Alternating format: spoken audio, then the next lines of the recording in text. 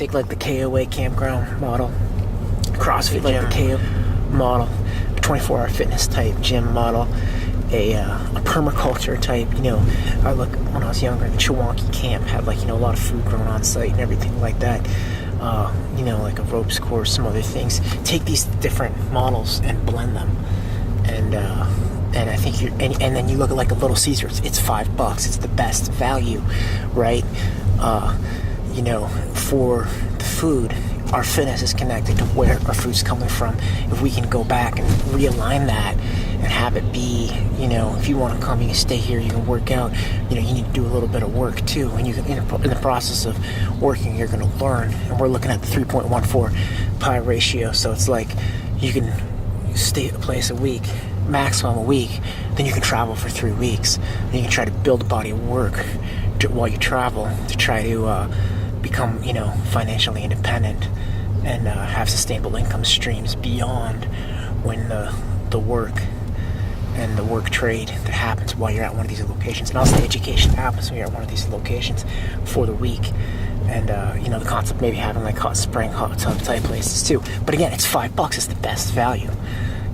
Little Caesars will get reviews and will beat out the competition because it's $5. Maybe they don't have maybe our gyms won't have all the fancy machines, but our gyms will have what's needed.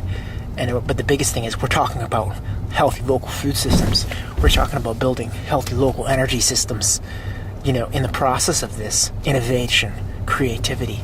So I think the potential to even disrupt the CrossFit affiliate model or to build another level of genius upon what has occurred in terms of making it affordable, making the garden, the local food systems, the local you maybe have some wall tent type structures built, or small cabins built depending on the climate and location, built from recycled materials. The architecture, the innovation, how these things connect, where food comes from, our personal fitness, or the fuel for our bodies, the fuel for what we use for transportation, the longevity, the connections, all of our networks, our ability to reach across the economic divide from the people who have the money to the people who are working and don't have the money to pay for the high gym, the money to pay for that expensive organic local food,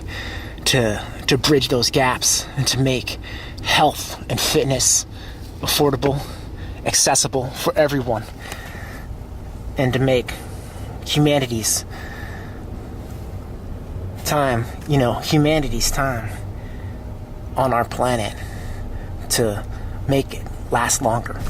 That's the essence of sustainability, and we're going to be able, the concept is to be able to achieve this, and but to do it with a, it's a profit. It's not to do it as a non-profit, but to do it as a profit-generating thing. The model, maybe businesses that spring out of the people's time, on this thing could be invested in, and then a small percentage could go back into these things and add, to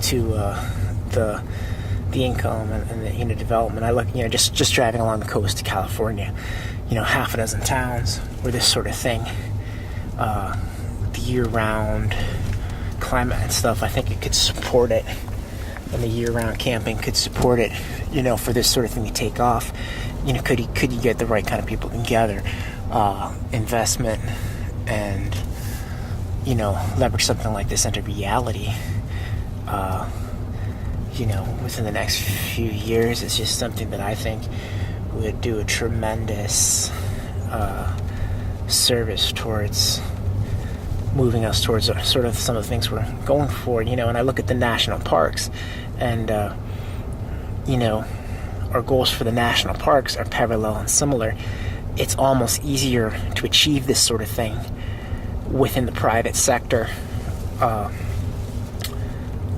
Government bureaucracy and the government system is loaded with red tape, and I still want to try to organize these people to this sort of a journey through the national parks via skis. But it's and I try to converse with people about this and bring awareness about some of our goals. But I think the private sector, you almost need to do this sort of thing outside of the national parks. But you also want to work towards making the public lands and the public land access acknowledge these same sort of interdependencies, interconnectedness, and you can't. The business world is very much connected to all this other stuff. In other words, so you have to acknowledge the interdependence there while you're trying to do anything. The people that are there, so you need to harness those people that are staying there and show them the joy and the beauty of, getting the stuff from the local area and how that's part of fitness and everything. People aren't going to be able to do that their entire life, but this is something that I think will appeal to the 20s and 30, the younger people, and but as they grow older, it'll be some of the places they'll always be able to come back to, and they'll share the love and joy of that connection with the landscape with their children, and then their children's children as well, and the time spent and the educational value and lessons from all of that will be sort of a way for the human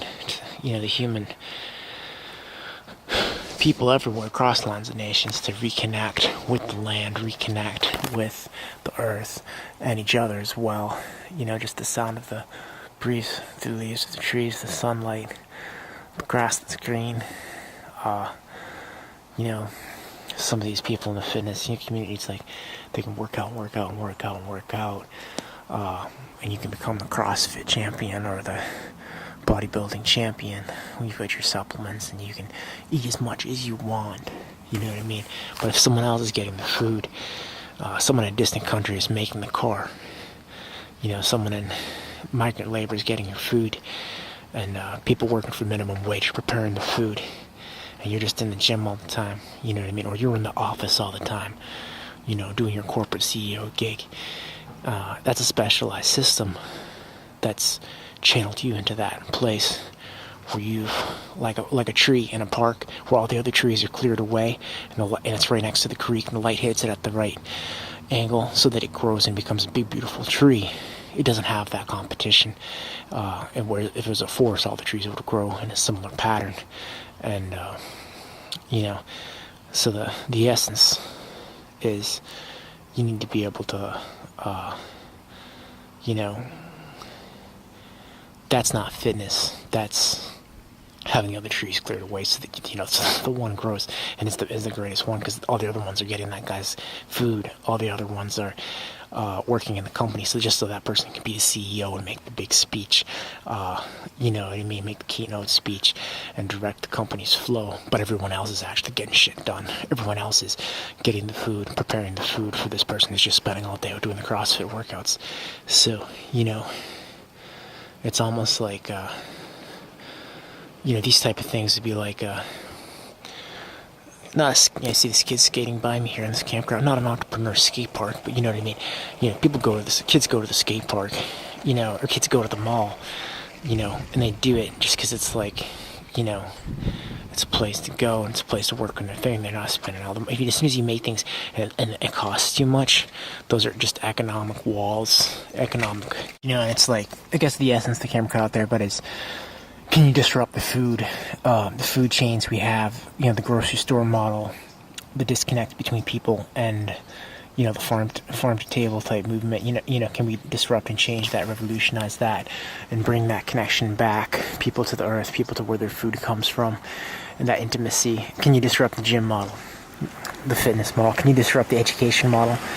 And, also the high price of rent and the renting model, the land use model? All of these things, can they be disrupted? Can we have a solution? Can we present something? Maybe not the end-all solution, but a step in the right direction, a possibility for a world, and the gift of intentionality,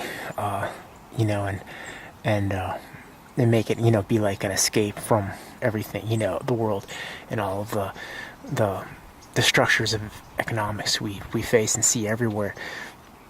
Just to be able to go to these type of places and to be able to spend some time and that sort of thing.